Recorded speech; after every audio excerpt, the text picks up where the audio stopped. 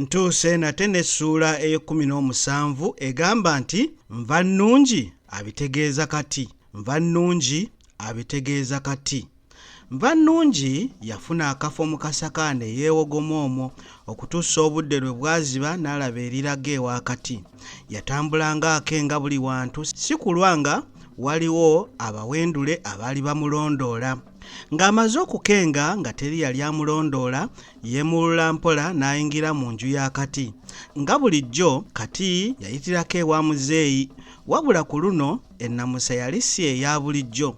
Kati yali tannatereera na wansi nga Wendifiira amubuuza oba yali awulidde ebifa ku nva nnungi. Kati yamutegeeza nga bwe yali mu kiraalo okuva ku makya era nga bw'atannawulira kintu kyonna kifa ku nva nnungi. Wendifiira yamuteerako ejjinja era we yabimalira nga Kati gamwesibye. Wendifiira we yabuuliza Kati nti ebbanga lino lyonna wali osisinkanyemu n'enva nnungi? Kindabikira nti waliwo ebisinga ku bye mmanyi okusinziira ku nneeyisa ya nva nnungi. Kati yabyegaana era n'amutegeeza nti okuva lwe baasisinkana mu kiraalo ng'amuleetedde emmere tamukubangako kimunye. Wendifiira teyamatira, wabula ekyajja Kati enviiri ku mutwe kwe kumugamba obutaddayo kulinnya mu luggya lwe era n'amugamba nti ye yali alalusizza muzzukulu we. Wabula abantu. Kati teyasiibula na kusiibula, yatambula butambuzi kiwalazzima agenda okuddamu amagezi ng'emitala ebiri agitambudde nga n'enjuba etandise okugolooba. Yalaba limuzza ewuwe. Bw'atuuka mu kabuga k'e Bulyambwa w'atera okweseza, yasanga abavubuka bali mu kwesa.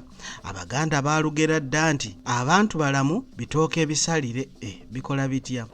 Amawulire g'abagagga abaali bagenda okutwala nva nnungi gaali gasaasaanidde dda buli wantu, era Kati we yatuukira nga y'emboozi eriwo.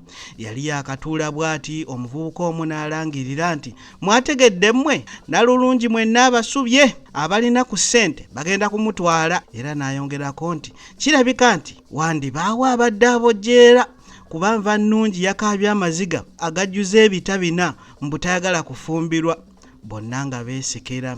Olw'obutayagala kulabika nti yali abojjerera ekiswa, naye yeegatta ku baali baseka wabula nga munda kimunyoola. Kati n'omuzannyo tegwamunyumira nga yeddiraka kuwummuza ku birowoozo kuba ebintu byali bimutabukidde. Kati olwassa ekigere mu ddiiro lye n'amanya nti nva nnungi yali mu kisenge, anti ebintu bye bwe yabireka ku makya si bwe yabisanga. Yamusanga ali mu maziga nga n'amaaso gamulubadde olw'okukaaba. Olwamukubako ekimunyaati n'ayongera okusikondoka. Kati yakola kyonna kye yali asobola okumuwooyawooya n'okumuwembejja. Yalwa ddaaki n'amuggyamu omwasi. Yasirika n'amutegeeza kitaawe bwe yali ayagala okumufumbiza mutabani wa mukwano gwe. Nva nnungi yamutegeeza nti waakiri okufa yali tagenda kukkiriza kumala gasindiikirizibwa kufumbirwa muntu gw'atamanyi, nti kubanga kitaawe alina ssente n'ebitiibwa. Nga nva nnungi amaze okumutegeeza byonna ebyali bimutuuseeko, Kati yamubuulira Wendifiira bye yali amugambye era n'obutaddayo kulinnya kigere kye mu luggya lwe. Wano Kati we yabuuliza munne oba yali abuuliddeko jjajjaawe ng'ebintu bwe byali bigenda mu maaso. Munne yamukakasanga bw'atabuulirangako muntu yenna ku kyali kigenda mu maaso. Wano Kati yasse ekikoowe kuba naye talina kye yali amugambye. Beewunya nnyo muzeeyi okwekyusiza mu kiti ng'embazzi, ng'ate ebintu byonna ye yabitandika era nga ye yabikumamu n'omuliro. Oluvannyuma lw'akasiriikiriro, Kati yabuuza munne kye yali agenda okukola kuba ekiseera kyali kijja kutuuka batandika okumuwenja obuseenene.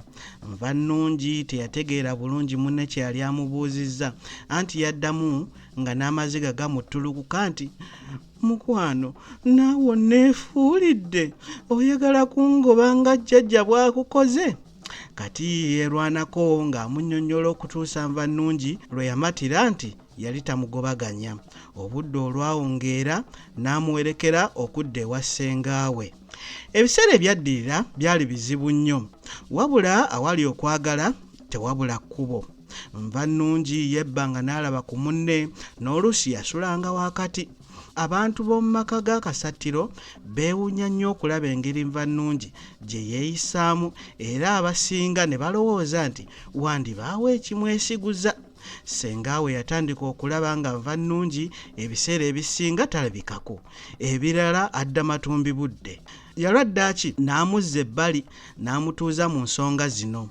Yamubuuza gy'abeera okutuusa obudde okuziba kuba ssengaawe yali akimanyi nti yali talina mikwano ku kyalo mpozzi ewa jjajjaawe, naye oluvannyuma lw'okubuuliriza yakizuula nti si gye yalinga abeera.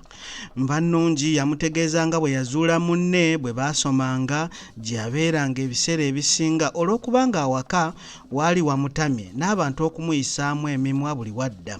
Yasalawo okubeera ewa munne. Ssengaawe yalabika ng'amatidde wabula n'amulabula okulekeraawo okutambula ekiro era n'amusaba batandike okwetegekera abagenyi abaali bajja okumulaba.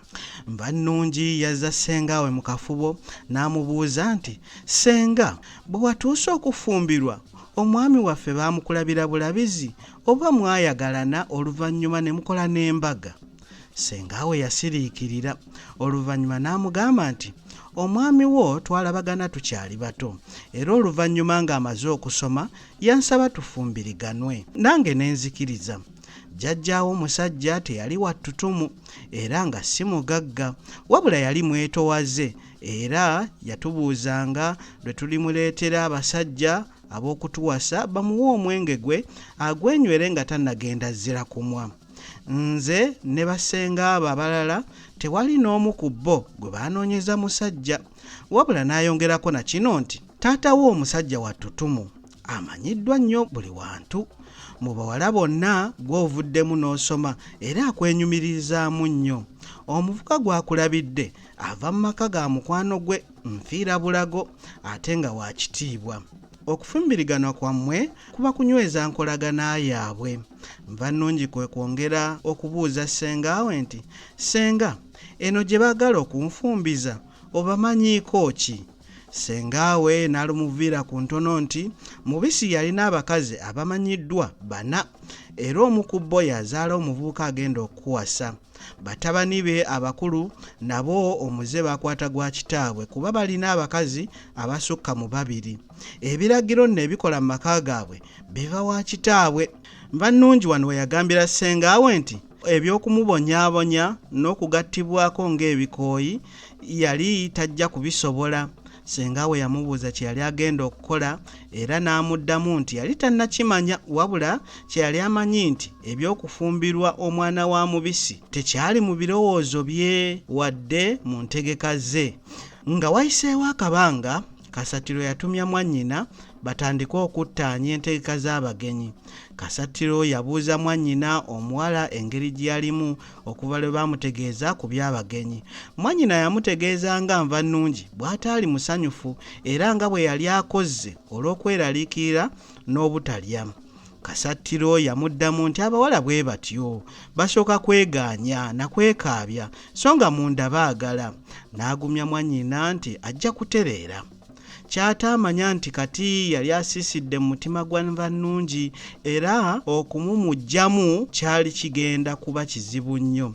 Kasatiro yagenda mu maaso n'akola entegeka z'abagenyi abaali bagenda okulaba Nvannungi.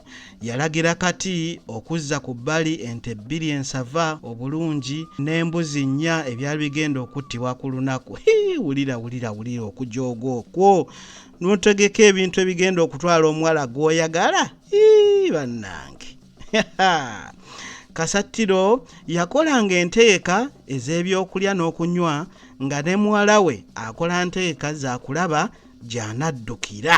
Bw'etyo nno essuula nayo n'engimalako. Muninde nate ku ssuula eddako ng'Omukama akkiriza. Ayi Mukama Katonda waffe tukuumire Ssaabasajja Kabaka wa Buganda.